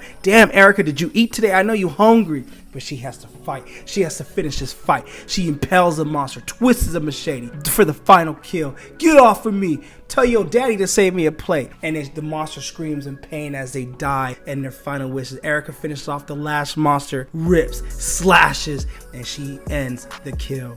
Back to the gymnasium. Sheriff Kavanaugh's like, what do you want me to do? Well, you have to arrest me. Sheriff Kavanaugh's like, what? So Tommy is like, the better story I have to give him is, I confess, I killed all of them, every one of those kids, and I couldn't help myself. So even when you found where I stashed the bodies, I started killing again in those woods. Jesus, kid. And then I killed a little girl in the parking lot in front of everybody. All the people saw it. I get what you're saying, Tommy. This is your cover up to protect the lives of everyone else so people don't think it's monsters killing. So the town gets to stay safe and the order gets to keep their secret safe. And so Tommy continues, because if all these people saw me do it, then there's nothing that needs to be covered up, right? Isn't that right? Y'all saw me kill the girl, right? You saw me do it, so he reinforces that. And the white mask are like, you're crazy, Tommy. That's right, I'm freaking crazy. That's why I killed all those kids. That's why I need to be locked up, Sheriff. Maxine and the white mask are like, this isn't going to work, kid. The monsters are still out there. They will kill again. There needs to be a cleaner way to end all this. As she pulls out her axe, indicating that she's going to end all of them. And that's where we end this issue of Something is Killing the Children, issue number 14. We begin this issue of Something is Killing the Children, issue number 15, with Erica Slaughter injured, but she looks victorious from her battle with the monsters at the previous issue. Even without the action, you can tell there is so much drama as she stumbles her way, walking back to the house, trying to heal herself. So you can see all the lacerations, bloodied machete, dead monsters, but she is hurt. Despite being victorious, it came at a heavy cost. She enters the house with James and Beyond. Are you okay? Says James. She doesn't say a word. She goes straight to the sink, turns on the water, and you can tell before she dunks her head in the sink, she takes a deep breath of relief and just goes in, sinks her head in. And James is like, okay, is it over? Erica instructs James to bring her backpack. She makes a phone call to St. George. Her phone call entails to get word to the white mask all of the brood are dead. Corner of the bridge and Daisy off the ravine. The house is where it all started. Tell Cecilia, that's the girl in the white mask from the previous issue, to go home. She hangs up the phone and she asks the children, can I use your shower? I stink. But that is also a callback to issue number 1. After she slayed the monster to the little girl in the wagon, she asked to use her shower, indicating, which I think this is full circle conclusion over here. At the school, Cecilia gets a phone call of the message that Erica Slaughter relayed, and she's like, I understand. So she tells Maxine to back down. Maxine's like, what? Nah, man, I smell blood. I want blood in my hands. And Cecilia tells her, you heard me, stand down. And Maxine's like, look, the kid's trying to take the blame for all the deaths. He's shouting to everyone in the gym that he did all the killing. Is that so? Says Cecilia. So she goes to Sheriff Kavanaugh and tells him, is this true that this young man just confessed to killing all his children? I think you should make the arrest. Sheriff Kavanaugh's like, if I do, is all this over? Well, says Cecilia, you need to make sure everyone in this room understands what has transpired here. But yes, all this will be the end of it. Okay, kid. He goes to Tommy. Let's do this right this time. Let's go. You're under arrest. And Tommy's like, okay, I'm going to go with it. Cecilia asks, are there any school officials here? And the principal raises his hand and goes up to Cecilia. Cecilia then instructs the principal that your school will receive a sizable anonymous donation that will cover the cost of damages to that door that Maxine ran through. In exchange, you're not going to report the damage. You'll handle it discreetly. understood. He's like, yeah, understood. And Maxine's like, what the hell's going on? Or, one of the other white men, they're pissed about this. Cecilia's like, look, man, winds change, dear, it happens. So Cecilia instructs the team, the white mask team, we need to collect Aaron's body. We'll leave the rest of the locals, destroy all the cell phones and cameras that they gathered. Everything else will be hearsay, and we can manage hearsay. We just can't manage if there's real life footage. So get the cell phones, destroy that stuff. And they're like, it doesn't matter. They seen too much. We're going to carry out the orders. And Cecilia's like, don't you dare question me in public. And if you do, it'll be a decade before I let you back in the field. But this is over. In this panel right here, we see news coverage. So breaking news of all the murders going down in this town, that Thomas Mahoney has confessed to killing as many as 25 children in the last 3 months. The killings mystify locals' authorities. Mahoney will go on to kill the lead detective on the case, a man named John Richards. Everyone is just watching the news and eating this all up while Tommy takes the blame. But by doing so, he saved an entire town. And we see Ty Mahoney's mom at the burial of Sophie Mahoney just crying and smoking her cigarette. But you know what? At least she got closure. At the bus stop, Erica goes to the bus stop because she's about to leave town. But we see the dragon there, and the dragon has a conversation with her. And at first it starts off with small town conversation. Hey, Archer's Peak seems like a nice town. The dragon reminds her of a time she was very young in the order. She ran away and intended to catch a bus. Where were you going, says the dragon. Orlando. Ah, says the dragon. This is when she was urged by someone now dead, of course, and that someone is Jessica Slaughter. The dragon reminds her, Jessica found you and brought you home. Do you remember what she told you, Erica? Oh, Erica's like, I remember what she told me. She told me that the order was old and it was stuck and stodgy in its ways, but without it, children would die and nobody would know why or what was killing them. She told me everything I could learn to save those children. And Dragon's like, I do miss her terribly. Miss her? Bruh, you sent her to her death. And Erica's like, you're not gonna convince me otherwise. And what do you think I want to convince you of, Erica, says the dragon. Erica's like, you want me to care less? And he's like, that's lunacy. Why would I want you to care less? I wish half of the members in the house cared as much as you did. So the dragon reinforces, I just want you to show some more discipline. The order has honed its methods for centuries to ensure that we can continue to help people. And you could end this at the beginning. Yeah, says Erica. I could have killed Tommy in the cave back in the previous issues, issue number 4 or 5. I forgot which issue it was. I could have let James bleed out from his gunshot wound, and I could have used Beyond to trap the monsters. And then I could have had her burned and killed, and the corpse with other children to hide the evidence that got on the next bus to the next town that Aaron was going to send me to. And nobody in this town would have had any closure. And the dragon tries to appeal to Erica's better humanity. You wouldn't have killed young Beyond. She's young enough. You could have recruited her, brought her to the house, and expanded the branch in this family. She could have became a monster hunter like you, girl. Erica's like, oh, if she was willing to come otherwise, but if she wasn't, you would have wanted me to tie up loose ends. So the dragon's like, okay, what are you trying to prove? I wasn't trying to prove anything, says Erica. I just wanted to be a version where more people live, where everybody lived. Dragon's like, but they didn't. More children died because the monsters were allowed to grow and spread. No, says Erica, they died because you started sending people to stand in my way the moment I went off script. So come home, says the dragon. Aaron Slaughter is dead. You are the last black mask in the house of Slaughter.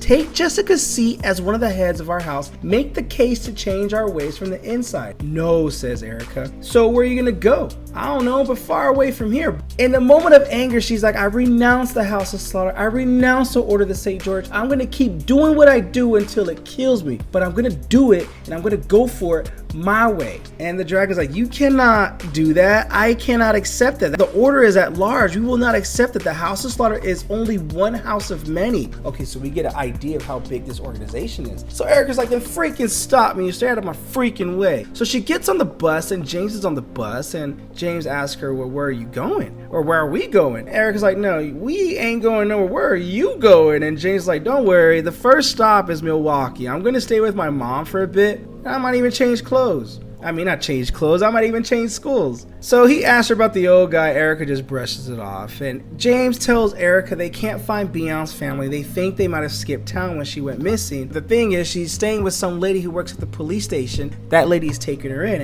And Erica's like, yeah, I just want to make sure there weren't any loose ends, that's all. So as the bus drives off, Erica tells James, you know I was going to write you a letter, right? No, you weren't. Well, Erica's like, perhaps, but I was thinking about it, and that's all you need to know, bro. James just wants to tell Erica thank you, and Erica responds back with, what, for getting you shot, almost killed a few times? No, says James, for letting me help, and he starts getting emotional and teary-eyed. I don't know what it would have done to me if all that happened and what had happened, and there was nothing I could do. You gave me something I can do to make it better. You helped. So thank you, Erica. Erica hugs him back and says thank you too, confirming that her ways was allowing people to get closure. The new town, and it's a good ending to this book. I absolutely love it. This issue is a powerful issue. I like the recognition that the death of the monsters is not the end. It's just a stopping point along the way. It's kind of like how things in life, difficulties are not the end, but perhaps when you survive them, you get a learning experience and more things to come about from it. And I love how that ties into this book right here. Link in description if you wish to add this comic book set to your comic book collection. Also, if you wish to add any of the other comic book sets, link in description as well. And not to forget, issues number 16 through 20 is the origin story of Erica Slaughter. Link in description for that, and I'll also put the card for that at the end of this video. With that being said, Something is Killing the Children, issues number 11 through 15. What you guys think of the comic book? Comment below, let me know. And also, if you like the content we're throwing up, you know what to do. Don't be shy, don't be stingy. Here at Rated Comics, we do awesome comic book reviews, comic book related content with the occasional comic book giveaway. Thanks again for watching. Until next time.